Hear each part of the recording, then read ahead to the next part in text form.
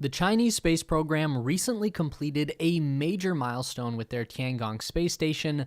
The third and final Mengtian research module was successfully docked to the station, bringing it up to full operation. Following the Tiangong's completion, the Chinese Shenzhou 15 spacecraft arrived to complete the first in-orbit crew handover, with a total of 6 taikonauts living and working on the station for the first time. By this point, we're all pretty familiar with seeing people on the International Space Station, so we have a pretty good idea about living in space. But life for Chinese crews on the Tiangong is like nothing else we've seen before in human spaceflight. So, let's take a look at what they've been working on up there in space. This is the space race. The Tiangong now consists of 3 modules, forming a T-shaped space station that orbits around 400 kilometers above the Earth's surface. The Tianhe is the core command module, first launched in April 2021. The Wentian experiment module serves as a combination of crew quarters, research lab, and airlock, which was added in July 2022. And the Mengtian module is a twin to the Wentian and functions purely as a research and experiment space. The first thing that you'll notice about the interior of the Tiangong is that it looks spacious and wide open, especially when compared to the ISS. Tiangong has a very minimalist, modern design. What's interesting is that the outside diameter of the Tiangong modules are nearly the exact same as the diameter of the ISS modules, about 4.2 meters or 14 feet across. So the difference is in the volume of internal space available. There are a few reasons for that. For one, the ISS modules are typically much shorter with more connection points in between that create bottlenecks in the structure. For example, the Destiny Lab on the ISS, which is the primary operating facility for US astronauts, is 8.4 meters or 28 feet long, while the Wentian and the Mengtian modules are both 18 meters or 59 feet in length.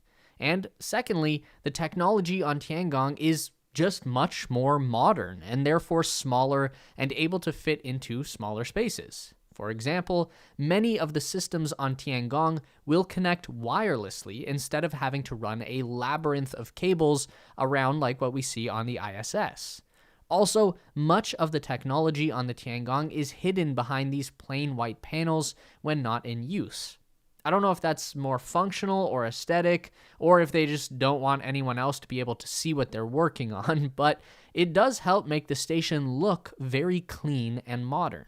Spacewalks have become an exciting feature of life on the Tiangong. There are 3 of China's own EVA suits on the station, kept in the Wentian airlock. Spacewalks are helped out by a combination of 2 robotic arms on the station. The Tianhe module has a 10-meter arm, and Wentian has its own 5-meter arm. And what's really cool is that the 2 can combine together and function as one single arm. This comes pretty close to matching the capabilities of the 17-meter-long Canadarm2 on the ISS, and in a lot of ways, the dual-arm system of the Tiangong is much more useful. The 15-meter arm was used in a recent spacewalk in mid-November, where the crew installed a series of intermodule connection devices, basically a series of handrails, that will allow them to easily traverse around the exterior of all 3 modules.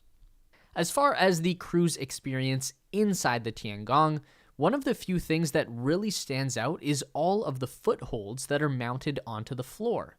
I don't know if that's a weird thing to pick up on, but we're always used to seeing crews on the ISS just floating around all the time. But the Chinese really seem to prefer to keep their feet on the floor, so they are usually strapped in and not just free floating. Whenever you see them posing for group photos, they are always standing up straight. The crew also sleeps straight up and down in a bag in one of 6 bunk areas. They're like a little alcove with a curtain that gives each person their own living quarters. There are 3 quarters in the core module and 3 more in the Wentian module. The standard crew count for the station will be 3 people, but that does expand to 6 for a few days during crew handover periods. Life has so far looked pretty comfortable for Tiangong crews. They are growing fresh lettuce and vegetables on board, and they get supplies of fresh fruit like apples. Tiangong even has the first space microwave. Gallon's aerospace microwave oven was developed in China over a period of 10 years. It doesn't sound like much, but it is a pretty big deal to have a microwave that's usable in space. The ISS has never had one because the power draw would be too high. They use a food warming machine that adds hot water to their freeze-dried food packets, but it takes like 20 to 30 minutes to heat up.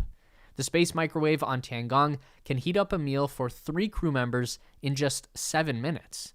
It had to be specifically designed not just to run on very low power, but also to survive the stress of a launch on the Long March 5B rocket. Working out is also really key to health while living in space. Crew members on the ISS have to exercise for at least 2 hours every day. It's important to maintain as much muscle and bone density as possible, and regular exercise also helps to prevent fluids from building up in the person's head. The Tiangong has a special treadmill and cycling station for cardio, pretty similar to what we've seen before on the ISS.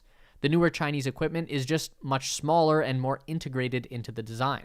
And for resistance training, the new Mengtian research module came equipped with a rowing machine. This is a bit different from the resistance machine they use on the ISS. That one allows the crew to perform movements that are really similar to squats and deadlifts with up to 600 pounds of resistance. I can't imagine any astronaut has ever pulled 600 pounds in space before, so the rowing machine is probably a smaller and more efficient way to get very similar muscle activation.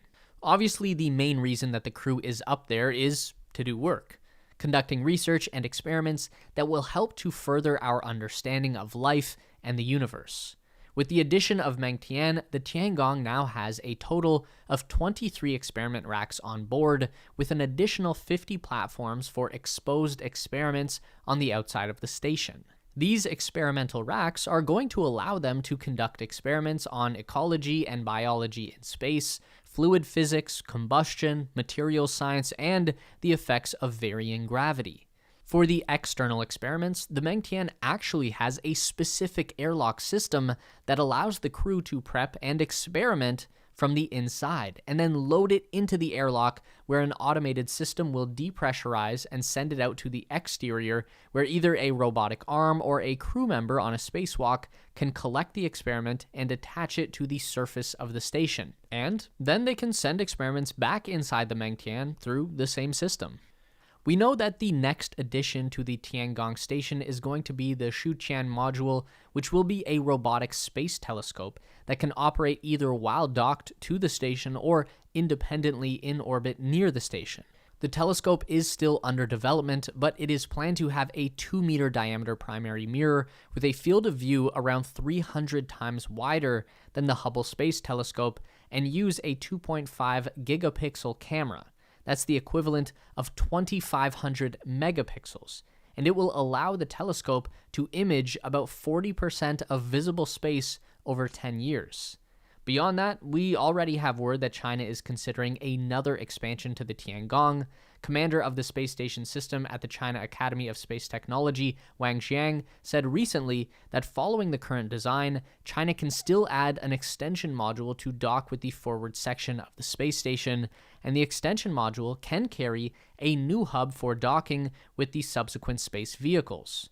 We know that China is still sitting on a backup version of the Tianhe core module. They made 2 just in case something went wrong with the first launch, so that could be added onto the existing structure to create more of a cross-shaped station.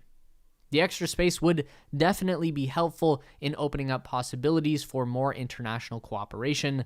As it stands, there will be 9 international research projects arriving at Tiangong next year in 2023. Those are in collaboration with the United Nations Office for Outer Space Affairs and the European Space Agency. So that's a great start, but with the relatively small size right now of the Tiangong, we're not likely to see very many international crew members up there for a visit. An expansion in the future could change that. Though we definitely won't be seeing any Americans involved with the Tiangong. The same Wolf Amendment that prevents the Chinese from ever visiting the International Space Station works both ways and would prohibit American astronauts from having anything to do with the Chinese station. So that's what life is like up there in the Tiangong. It's definitely a bit of a struggle to piece together because we don't get very much coverage of it from the Western media, and obviously I don't speak Chinese, as you can tell from the pronunciation, so it can be tricky to decipher the information that is available out there. So hopefully you learned something today, and if we missed anything, let us know down below in the comments. Meet us back here every week for more updates on everything aerospace industry and interstellar exploration related. Make sure to give the video a thumbs up today if you liked it. That really helps us out for real. And subscribe to the Space Race for more videos just like this. We do one long form essay and one news update every week. And if you'd like more, we've got 2 more on the screen for you right now.